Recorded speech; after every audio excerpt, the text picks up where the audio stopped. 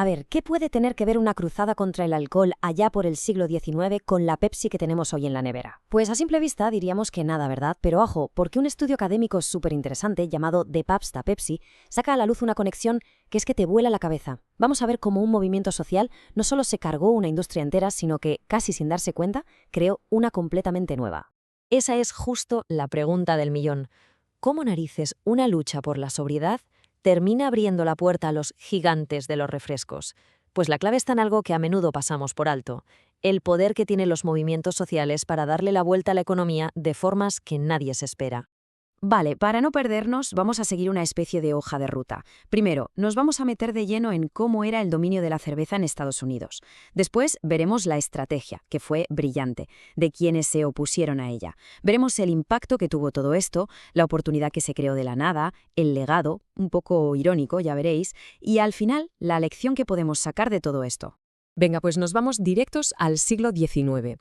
Y hay que entender que en aquella época la cerveza no era solo, una bebida y ya, no. Era una pieza clave de la vida social, de la economía, incluso de la política en Estados Unidos. Estaba, como se dice, totalmente institucionalizada. Y cuando hablamos de la escala de esta industria, es que era algo inmenso. No era un negocio más, para nada. Mira, desde que llegaron los primeros colonos, la cerveza estaba por todas partes. Las tabernas eran como el centro neurálgico de la vida pública. El consumo se disparó después de la Guerra Civil. Y para que nos hagamos una idea, a principios del siglo XX había más locales que vendían alcohol que escuelas, hospitales e iglesias, juntos. O sea, un auténtico pilar de la economía. Pero claro, este dominio tan absoluto estaba a punto de encontrarse con un obstáculo gigante. Y esa fuerza que lo puso todo patas arriba fue la Unión Cristiana de Mujeres por la Templanza, o la WCTU, por sus siglas en inglés, para que nos entendamos. Es que el crecimiento de la WCTU fue literalmente explosivo. Hablamos de un 627% más de miembros en apenas 20 años. Una auténtica barbaridad. Se convirtieron, sin más, en la organización social más potente de su época. Tenían una capacidad para mover a la gente y una financiación que no se había visto nunca. Y su estrategia fue de verdad un ataque en 3 frentes. Vamos con el primero, el cambio normativo. Su objetivo, muy sencillo: que beber alcohol estuviera mal visto. ¿Cómo lo hicieron? Pues con protestas delante de las tabernas, con desfiles y, sobre todo, haciendo que la gente firmara juramentos de que no iban a beber y que animaran a otros a hacer lo mismo. Vamos, un ataque directo a la aceptación social del alcohol. El segundo frente era el cambio cognitivo. Aquí lo que querían era cambiar lo que la gente creía saber sobre el alcohol. Y fueron listísimas. Se metieron en las escuelas con un programa llamado Instrucción Científica de la Templanza. A millones de niños les enseñaban que el alcohol era básicamente un veneno, que podía hacer que el corazón se te convirtiera en grasa, literalmente. A ver, era propaganda pura y dura, pero fue súper efectiva. Consiguieron meter una nueva verdad sobre el alcohol en la cabeza de toda una generación. Y ya vamos con el tercer y último frente, el cambio regulativo. Usaron todo ese poder que estaban acumulando para presionar a los políticos, claro. Empezaron a impulsar leyes de prohibición a nivel local, en condados y estados, haciendo que fuera cada vez más difícil y más caro fabricar y vender alcohol. O sea, un asalto total a la industria por todos los flancos, el moral, el educativo y el legal. Y bueno, como es lógico, una campaña tan bien montada, tan sofisticada y tan constante tuvo un efecto, devastador para la industria cervecera. Era justo lo que la WCTU buscaba, y vaya, si lo consiguieron.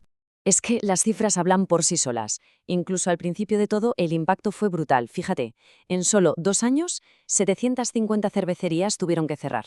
La WCTU estaba literalmente desmantelando la industria pieza a pieza. El estudio, de hecho, analiza qué tácticas fueron las más eficaces. Y, a ver, todas funcionaron, pero la presión cognitiva, o sea, lo de la educación en las escuelas, fue la que tuvo el mayor impacto de todas. Aumentó la probabilidad de que una cervecera cerrara en más de un 14%. Resulta que su arma más poderosa fue precisamente cambiarle el chip a la siguiente generación. Pero es que justo aquí es donde la historia pega un giro que no te esperas. Porque claro, al destruir una industria se creó un vacío enorme. Y ya se sabe, el mercado odia los vacíos. Así que esto generó una oportunidad que nadie, y desde luego la WCTU menos que nadie, se había imaginado. El análisis identifica 3 mecanismos clave que explican esto. El primero es lo que llaman un impulso ideológico, es decir, emprendedores que estaban a favor de la causa y que se pusieron a crear alternativas. El segundo, un tirón del mercado. La gente dejaba la cerveza, pero en un bar o en una fiesta quería beber algo que no fuera solo agua. Y tercero, un paisaje alterado. Todas esas cervecerías que cerraban de repente liberaban recursos supervaliosos. Un ejemplo perfecto de esto del impulso ideológico es un tal Charles Hayes. Él era cuáquero, abstemio convencido, y quería darles una alternativa a los mineros, que bebían bastante. Su motivación, por tanto, no era solo ganar dinero, era también moral. Quería de alguna forma cambiar la sociedad con su producto. Al principio, a su bebida la llamó té de raíz. Y fue un fracaso, no se vendía. Pero entonces alguien le dio un consejo que fue clave. Mira, los mineros quieren algo que suene, pues eso, a hombre, a algo fuerte. No van a pedir un té. Así que con un cambio de nombre tan simple como brillante, pasó de té de raíz a cerveza de raíz, lo que conocemos como un root beer. Y con eso, Hayes colocó su bebida sin alcohol como un sustituto perfecto y aceptable de la cerveza. Fue, vamos, una genialidad de marketing que supo ver el hueco que se estaba abriendo en el mercado. Y ojo, que no fueron los únicos, ni mucho menos. Coca-Cola, que había empezado como una especie de tónico de farmacia, vio perfectamente ese tirón del mercado y se reinventó. De repente empezaron a anunciarse como la gran bebida nacional de la templanza. Pasaron de ser una medicina a ser la bebida ideal para toda la gente que apoyaba este nuevo movimiento. Así que, si atamos cabos, nos damos cuenta de algo alucinante. El mismo movimiento que se estaba cargando a las cerveceras estaba, al mismo tiempo y sin querer, dando el empujón definitivo para que naciera la industria de los refrescos. Y es que los datos del estudio son para quedarse de piedra. Las tácticas directas, como la educación en las escuelas o las leyes de prohibición, hicieron que se crearan un 12% más empresas de refrescos. Pero es que el efecto indirecto fue todavía mayor. El simple hecho de que cerraran cervecerías disparó la creación de empresas de refrescos casi un 15%. Esto es el paisaje alterado del que hablábamos. Cada cervecera que cerraba era una mina de clientes, empleados y recursos para la nueva industria. Y aquí, claro, llegamos a la gran ironía de toda esta historia. En su lucha por acabar con lo que ellas veían como un problema de salud pública gravísimo, la WCTU puso la alfombra roja a una industria cuyos productos, un siglo más tarde, están en el centro de otra crisis de salud pública, la obesidad. Desde luego, una consecuencia que no vieron venir.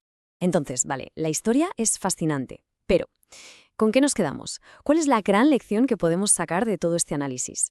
Pues la gran lección es esta. El poder de un movimiento social va muchísimo más allá de la política. Son en realidad auténticos motores de cambio económico. Porque al cambiar nuestras normas, nuestras creencias y nuestras leyes, no solo ponen en jaque a las industrias que ya existen, sino que preparan el terreno para que nazcan las industrias del futuro. Y todo esto, claro, nos deja con una pregunta final para darle vueltas.